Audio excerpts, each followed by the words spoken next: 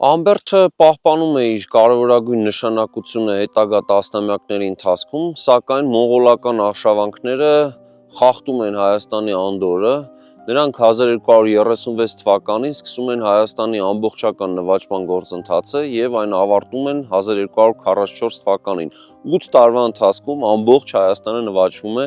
մոնղոլների կողմից և նրանց առաջին գործողություններից մեկը եղել է հենց 1236 թվականին Ամբերդի գրավումը և նրանք այդ ժամանակ դիտարկելով Ամբերդը որպես հայկական դիմադրության կարևոր օջախ, այն պարզապես ավերածության են ենթարկել։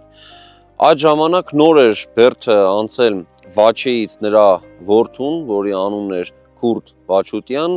և այս ընթացքում փաստորեն անհաջող շրջան է լինում, կարճ շրջան Ամբերդի պատմության մեջ, բայց Վաչուտյանները ձգտում են հետագայում վերականգնել Բերդը և արդեն մենք տեսնում ենք, որ 13-րդ դարի երկրորդ կեսին այստեղ վերականգնման աշխատանքներ են կատարել, նորից կիրառել են ամրոց որպես իրենց նպատակների, ռազմավարական նպատակների համար և Ամբերդը շարունակել է արդեն համեմատաբար նվազ նշանակությամբ իր գործառույթը կատարել մինչև Լենգ Թեմուրի արշավանքները։